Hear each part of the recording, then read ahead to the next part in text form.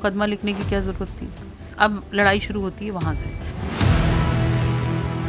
सियासत गर्म हो इसीलिए ये किया ही गया है। जो सत्ता में बैठे लोग हैं उनके दबाव में पुलिस काम कर रही है। नहीं, इसमें आपने जैसे कहा कि पुलिस दबाव में काम करे, पुलिस का तो यहाँ मसला कम है क्योंकि योगी आदित्यनाथ खुद इसकी पूरी जिम्मेदारी ले लिए। वो कह रहे हैं कि हमने बैठक की, हमने कहा कि विजयदशमी का दिन है और इस तरीके के उपद्रवियों को पूरी तरीके से निपटा जाए। जब कानपुर का मामला हुआ था तब मुख्यमंत्री जी के मुंह में दही जम गया था। मौलाना पागल हो गए थे, उनका दिमाग खराब हो गया था और उनका इलाज करना जरूरी था। मुख्यमंत्री जी की भाषा पहले देखी जाए कि मुख्यमंत्री जी का दिमागी संतुलन ठीक है कि नहीं है। ठीक है, अगर बात मोहम्मद साहब की आएगी तो फिर लखनऊ तो राजधानी है, यहाँ पे एक बड़ा जन सैलाब मोहम्मद साहब के नाम पर निकलेगा, तो क्या आप गोली चला दोगे? कानपुर से निकला आई लव मोहम्मद का पोस्टर अब देश के अलग अलग कोनों में पहुंच गया और इसी कड़ी में कल बरेली में जो भी कुछ हुआ, पुलिस ने लाठीचार्ज किया, कई लोग उसमें घायल हुए। 2000 से ज्यादा लोगों के खिलाफ FIR लिखी गई और सरकार योगी आदित्यनाथ जो है वो ये कह रहे हैं कि वो सब उपद्रवी थे और उनका कमर तोड़ने का हमने काम किया। ये विजयदशमी का दिन है और इसमें ऐसे लोगों के ऊपर कार्रवाई होनी चाहिए। हमारे साथ बातचीत करने के लिए समाजवादी पार्टी की नेता सुमैया राणा जी हैं, उनसे बातचीत करेंगे और जानेंगे कि इस पूरे मसले को लेकर आप क्या कुछ सोचते हैं, क्योंकि ये एक बड़ा मामला हो गया और पूरे देश में इसकी बातचीत चल रही है। उत्तर प्रदेश से लेकर दिल्ली तक सियासत गर्म है। सियासत गर्म हो इसीलिए ये किया ही गया है। कानपुर में जिस वक्त 12 रबीउल अव्वल के मौके पर एक आयोजन होता है मिलाद का और उसमें एक पोस्टर लगता है, पुलिस ये कहती है कि पोस्टर गलत जगह लगा है, जो एक पक्ष है वो भी ये कहता है। उसके बाद पुलिस वहाँ पे जाके उस पोस्टर को हटवा देती है। तो जब पुलिस के कहने पर पोस्टर हट के अपनी पुरानी जगह पे लग गया तो फिर मुकदमा लिखने की क्या ज़रूरत थी।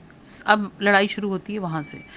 आप इस तरीके से दबे कुचले लोगों को, मजलूम लोगों को, PDA के लोगों को कब तक परेशान करते रहेंगे। तो यहाँ पे हमारी लड़ाई है और ये यकीनी तौर पर सत्ता पक्ष जो है, सत्ता में बैठे लोग हैं उनके दबाव में पुलिस काम कर रही है और कहीं ना कहीं वो जनता के बीच, क्योंकि मुंह दिखाने लायक नहीं है, जगह जगह उनके 2 जगह विधायक पिट चुके हैं अभी तक, तो वो ये चाह रहे हैं कि जनता के बीच काम की बात ना हो, वहाँ पर सिर्फ धर्म की बात हो, इसलिए इस तरीके का माहौल बनाया जा रहा है। नहीं, इसमें आपने जैसे कहा कि पुलिस दबाव में काम करे, पुलिस का तो यहाँ मसला कम है क्योंकि योगी आदित्यनाथ खुद इसकी पूरी जिम्मेदारी ले लिए। वो कह रहे हैं कि हमने बैठक की, हमने कहा कि विजयदशमी का दिन है और इस तरीके के उपद्रवियों को पूरी तरीके से निपटा जाए, उनको किसी भी तरीके से बख्शा ना जाए। और उसके बाद जो हुआ सब कुछ आप लोगों ने अपनी आंखों से देखा, एक तरीके से पूरा माहौल लूटने की कोशिश कर रहे हैं। देखिए, ये तो अब बोल रहे हैं ना मुख्यमंत्री जी, ये जब कानपुर का मामला हुआ था तब मुख्यमंत्री जी के मुंह में दही जम गया था, तब उन्होंने कोई बात नहीं की थी।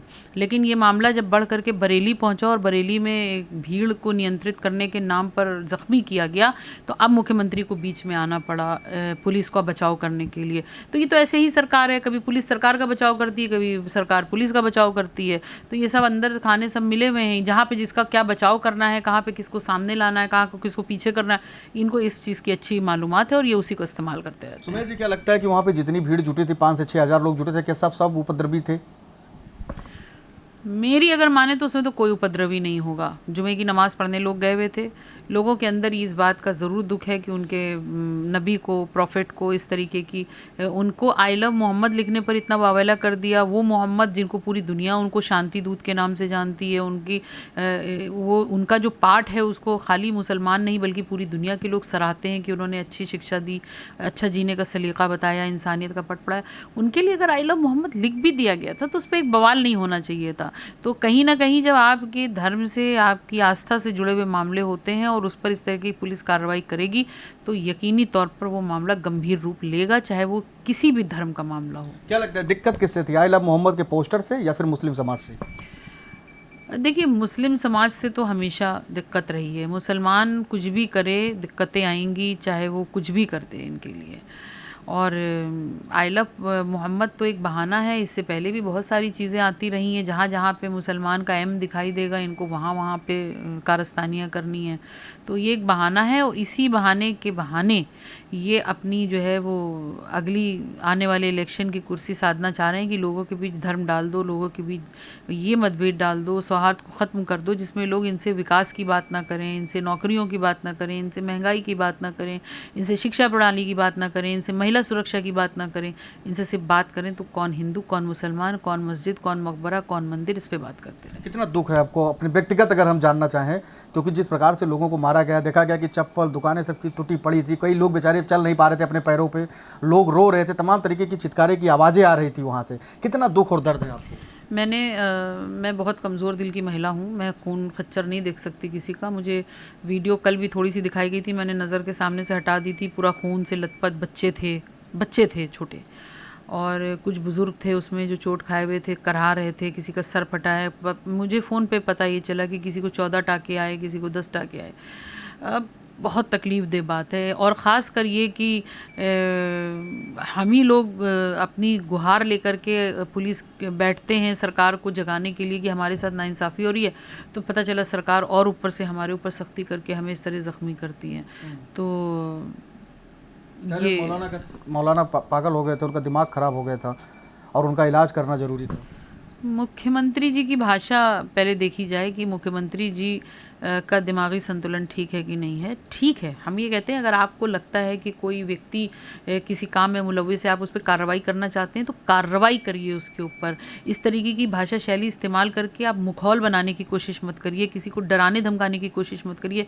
आप गौर करिए अगर उनके बयान पर, वो जिस तरह मौलाना मौलाना चिल्ला रहे हैं, इसका मतलब ये कि पूरे वो एक समुदाय विशेष को धमकाने की कोशिश कर रहे हैं और गलतफहमी में हैं। लेकिन आपने भी कहा कि अब रैली नहीं, रैला निकलेगा, एक बड़ी भीड़ आएगी। मैंने कहा कि बरेली में जिस तरह एक भीड़ को हटाने के लिए बुरी तरीके से ज़ख्मी किया गया, तो ठीक है अगर बात मोहम्मद साहब की आएगी तो फिर लखनऊ तो राजधानी है, यहाँ पे एक बड़ा जन सैलाब मोहम्मद साहब के नाम पर निकलेगा, तो क्या आप गोली चला दोगे?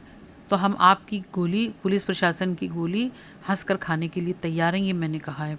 अगर तब भी ये लगता है कि गोली हंसकर किसी की खाना भड़काऊ भाषण है, तो प्रवेश शर्मा ने जो बयान दिया था कि गोली मारो फलानों को, उस बयान को वो किस तरीके से लेंगे? एक मुख्यमंत्री इतने बड़े सूबे का कहता है अब्बा जान, चचा जान, भाई जान, इस तरीके की भाषा इस्तेमाल करता है। वो कहता है कि मुसलमान महिलाओं को चौराहों पर बिठा दिया गया है, मर्द रज़ाई में छुप गए हैं। ये भाषा एक मुख्यमंत्री की हो सकती है? पहले अपने अपने गिरेबान में झाँके। वो एक मिसाल है ना कि सूप तो सूप छलनी क्या बोले जिसमें खुद 72 छेद हैं। अभी एक और बयान उन्होंने दिया एक मीडिया इंटरव्यू के दौरान, और आपके नेता अखिलेश यादव के ऊपर भी उन्होंने निशाना साधा कि माफियाओं के कुत्तों से हाथ मिलाते थे अखिलेश यादव, वो संरक्षण देते थे, जिले जिले में गुंडे और माफिया पाल देते, हमने खत्म करने का काम किया है। किसकी तरफ उनका इशारा था? देखिए, जानवर जिस जानवर की वो बात कर रहे हैं उसकी तो वफादारी पे शक ही नहीं किया जा सकता, ठीक है। और जब वो आप उस जानवर के साथ रहने लगते हैं तो इंसानों जैसी मोहब्बत हो सकती है। तो ये तो बहुत बड़े दिल वाले कर सकते हैं कि इंसान तो इंसान ऐसे जानवरों को भी गले लगाते हैं। हम लोगों का तो यही कहा जाता है कि जानवर रखने की हैसियत हो तो रखो, अच्छे से खिला पिला सको रखो, वरना छोड़ दो। तो ये आप ये सोच सकते हैं कि जिस व्यक्ति को, जिस घराने को जानवरों से इतना इश्क हो, तो वो इंसान से कैसी हमदर्दी और मोहब्बत रखता होगा। ये सीखना चाहिए लोगों को कि जहाँ आज इंसान इंसान का दुश्मन बना हुआ है, वो जानवरों से इतनी मोहब्बत करते हैं ये लोग। 27 चुनाव को लेकर अपने समाज मुसलमानों को लेकर क्या कुछ संदेश देंगे, क्योंकि जिस प्रकार का अभी माहौल है उसको लेकर क्या कुछ संदेश देंगे आप? बिल्कुल, सबसे पहले तो सब्र और तहम्मुल से काम लिया जाए, हिकमत अमली से काम लिया जाए। कोई भी ऐसा काम ना करे जिससे जो गैर कानूनी ठहरा दिया जाए, जो लॉ एंड ऑर्डर के लिए चुनौती बन जाए, बिल्कुल भी नहीं।